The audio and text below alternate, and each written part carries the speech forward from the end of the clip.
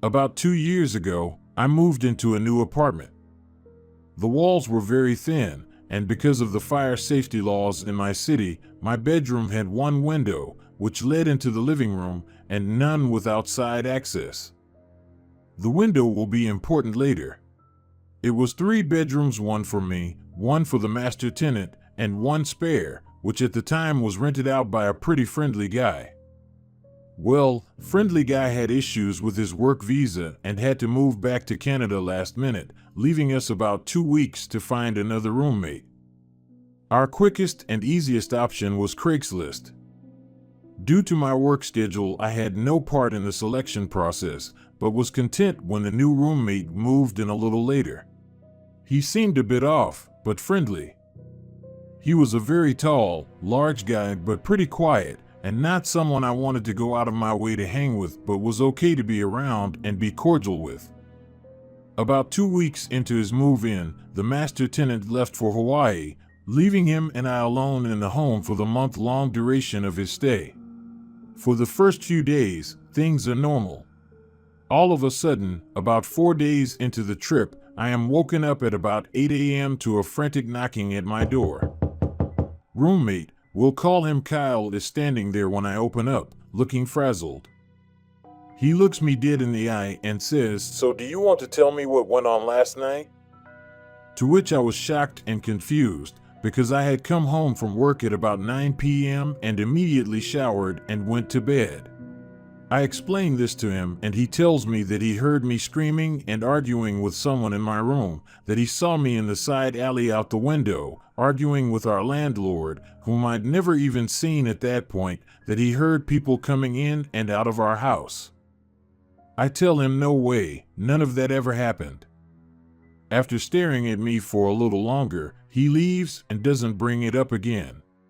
The next morning, I wake up to the same thing. This time he says he saw me arguing with my boyfriend, I was single at the time, had seen me talking with our other roommate, who's in Hawaii, and asking me for the badge number of the officer I had spoken to, since he had apparently seen me talking to a bunch of police as well. This time, I get angry and more or less tell him to cut this shit out, because I'm not doing anything and don't know what he's talking about. He gets a weird look on his face and says I think I had a seizure in my sleep. The next time it happens, call an ambulance, and leaves for a bit, only to start knocking again about an hour later, and when I open up, Kyle repeats the exact same story verbatim. This happens once more before I tell him to leave me the fuck alone and leave for work. I go to work as normal, and I am reluctant to return that night, but am too tired to switch to an alternate location. Big mistake. About 1 a.m., I wake up to slamming doors. Kyle is pacing back and forth between his bedroom, the living room, and out the front door. Walking in and out of each room, turning the lights on and off, mumbling angrily and slamming the doors. I can see his figure pacing back and forth through the frosted window in my room that leads to the living room. Since my room is dark, he cannot see inside. Suddenly he screams, "I can't live like this. Why are you doing this to me?" I think he's on the phone and don't respond.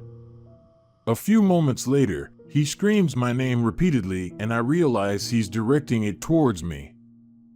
I knew I had to get the fuck out of there, so I very quietly creep out of bed and start getting dressed and packing a bag of clothes for work in the morning. I'm almost done when he screams "I hear you" and charges over to my room, slapping the wall next to my door but not touching the door itself. I look towards my window and see his shadow lean all the way forward, pressing his ear against the glass. I was fucking terrified and sat completely still, unmoving. He eventually screams my name again and moves away from the window, and I hear him start pacing between rooms again.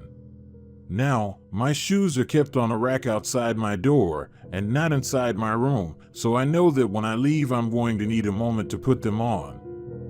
I decide to wait until his pacing takes him out the front door again, at which time I plan to grab my shoes, put them on and run. As I'm formulating this plan, the pacing stops. Do you want to fucking fight about this? Come out right now and we'll fight, I swear to God. I'm very small, 5 feet tall girl, and this guy is easily 3x my size, so I am definitely not looking to fight, thanks. After a few minutes, he turns off all the lights, and I hear the door to his room open and close, followed by silence. I wait for a moment to be sure I can't hear any movement, and then decide to take my chance. I took a breath and pulled my door open quickly. I step out and grab my shoes before I look up a second later and see him standing shirtless, with just a pair of boxers and sock on, in the dark of the hallway, his arms hung slightly outward in an awkward position. He says in a low, calm voice, "Ma'am, we need to talk."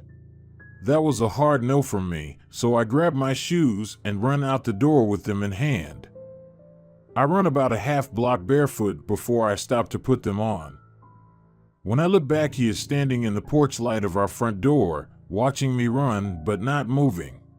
Luckily, I had a friend who lived 2 blocks away, and I had their spare key, so I let myself in and crashed there for the night. And that's where I stayed for the next week or so while we worked things out with the master tenant, and Kyle agreed to move out within the week. He says he doesn't remember anything that happened, or wasn't sure if it was real or not, but if I said that's what went down, then it must be real. The day Kyle left, he sends me a photo of the house keys sitting on the table and says I'm out, nothing else. I take a friend over there with me to scout it and ensure that he has actually left. When we get there, we discover that not only had he left a ton of food and furniture, but he had ripped all of the fire alarms out of the ceilings. He had unscrewed and removed the deadbolt to the front door and left them lined up neatly on the front table. We then realized that my front door can only lock by using a key from the outside, and it had been locked when we arrived, meaning Kyle still had a key. We called the locksmith immediately. Even after changing the locks, I was still terrified to stay there alone afterwards, and never went to sleep at night without barricading the doors with chairs and other furniture. To this day, I still fear for his safety. He was obviously psychologically unstable, but also wonder what could have happened if I hadn't been as lucky as I was.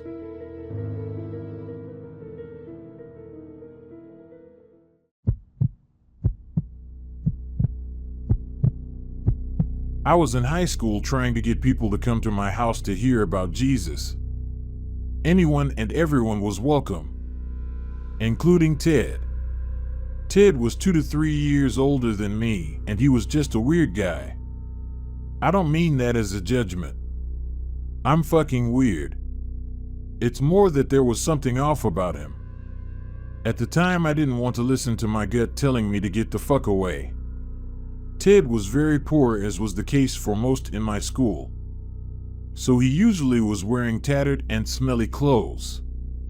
He also couldn't afford a car, so he would walk everywhere, which was a feat in a rural town.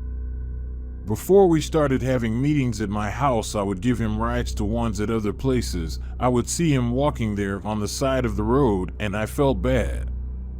The first meeting at my house, he showed up 3 hours early. I was a little put off, but I figured he didn't have a great home life and thought he just wanted out of his home. I gave him some food and let him have free reign of our computer while I did homework and such. The meeting happened and he went home.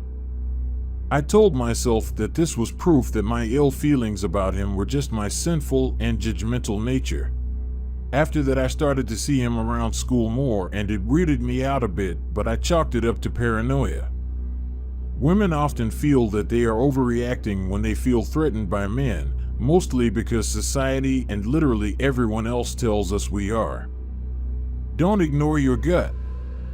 The next time I had Young Life at my house, he literally showed up right from school, about an hour walk to my house, 4 hours early. I was not expecting him at all, and my parents weren't home from work yet. I had been in the shower when he showed up. I came down in my bath towel and a towel wrapped on my head. When I heard knocking, I assumed it was my cousin, my best friend and closest neighbor, so I didn't bother to get dressed. There he was, and I'm in my goddamn towel. I told him he could help himself to what was in the fridge and he could use the computer while I finished getting ready. I ran upstairs and locked the bathroom door. I texted my parents and cousin asking when they'd be home, but no one responded. I finished my shower and got dressed. When I came out of my room, he was standing at the foot of the stairs just staring. I was completely unnerved and asked him if he was having problems with the computer. He didn't say anything, just stared at me and eventually went back downstairs to the basement where the computer was. I ran to my room, locked the door, and waited for one of my parents to get home. Finally, the meeting took place and he went home. Then he started showing up random places that I was. I still can't figure out how he knew. I would be at the mall, or the soccer field, or home, and he would just be there. He started showing up at my parents' house on days there weren't meetings. Luckily, around this time, I got my license and I kept offering rides to anyone. I would caravan people home, and by the time I got back, Ted would be there, but so would my parents. Thankfully, my dad started to catch on even though I never said a word to anyone. My dad was wood shop teacher. He and my mom built their house, and he built himself an epic wood shop detached from the house. When Ted would come over, my dad would direct him to his wood shop and make him help him with a project while telling him I wasn't around until he left. This happened until I graduated, where Ted would just be there. After I went to college in a different state, Ted kept showing up at my parents' house until my dad told him I wouldn't be around anymore. So anyways, is this guy a stalker, lonely, socially inept? It just creeps me out. I'm back in my hometown to take care of my parents. Ted, let's not meet.